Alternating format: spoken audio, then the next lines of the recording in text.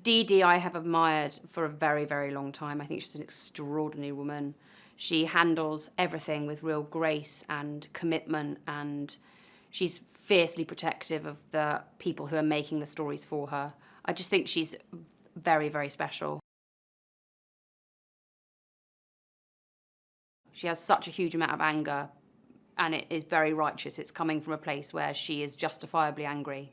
But also that her anger is a protection against something else, which is accepting what has happened to herself, her family, her child, and the women in general, and the position they've been put in, and therefore that would bring sadness. So I think she uses her anger as a way of defending herself. She cannot sit in dealing with what's happened, which is the journey of her character, because she does express those emotions, and she does, in her own way, come to terms with, you know, in a very small way, what's happened, which is a very big thing.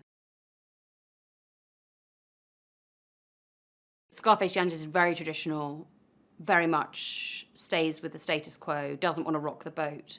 And I think that Salome feels in that environment, in that situation, with that sort of person, that some sort of trust has been broken here, and faith has been broken, and she's struggling with her faith and what it's meant to her whole life. How can God allow things like this to happen? What does that mean? She's really wrestling with that. And some women's acceptance of what has occurred, I think she finds very difficult to deal with. And I think Scarface Jan accepts her place in that community, and that's something that a lot of the other women really struggle with at that period in time. I think this movie was very sensitively cast. There were no massive egos in that room. Everybody was there because they wanted to make the film. They wanted to work with Sarah. They wanted to tell the story. We all fed off each other and learnt so much from each other, and respected and gave each other space to do what we needed to do. Every day I was like blown away by what I was seeing. I couldn't believe it. So many days I thought I was coming in and doing a scene and I knew exactly what was going to happen, and I would be howling at the end of it, crying. I've never had that experience with anything I've done, ever. And it was tough. Like, it was there were some really tough, long, hard, brutal, technically difficult days, but we just got through it together. And I don't think I'll ever have an experience like it again. I sort of loved the stripped back, the pared back kind of nature of it. You know, we didn't have any makeup on, and I just found it really freeing, and there was an equality in that space, where we weren't. It wasn't about how we aesthetically looked, which for a lot of the time when you're a female actor, it gets talked about a lot. Sometimes to your face, a lot of times behind your back, and so I loved the fact that I didn't really care. I had bigger things. That character had bigger things on her mind and her plate than what she looked like. She would never give herself credit for this, I don't think, that she is the most amazing leader. She leads with kindness and compassion and understanding and collaboration. She listened to absolutely every single person on that set, and if anyone's idea she thought was interesting, she would be like, that's a great idea, let's use that. She was not precious in any way, and I can't tell you how rare that is for a director.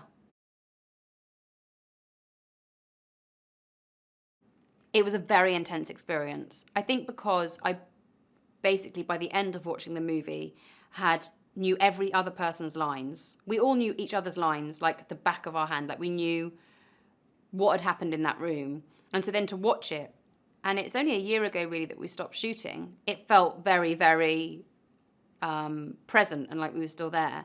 Then when I watched it in Telluride with everybody in the cast, I just cried from beginning to the end. I was so proud of it. I was so proud of everybody in it. I was so proud of those women, and so proud of what Sarah had done.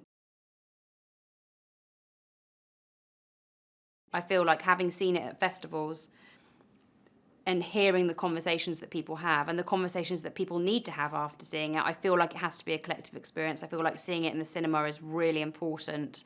Seeing it with a group of people, not just watching it alone, is really important to what the film asks of you at the end of the story, which is, what happens next? Where are these women going next? Where are you going next? What are you going to do?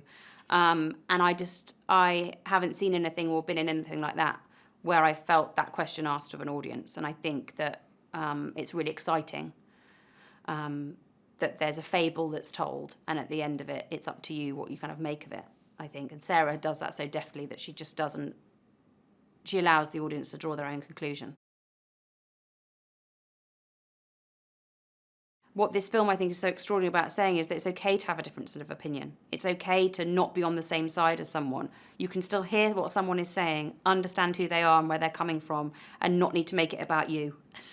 Like, it doesn't have to be personal. Like, it's okay that someone else has a different opinion to you. You can still sit in a hayloft, hear their opinion, and you could come out changed at the end.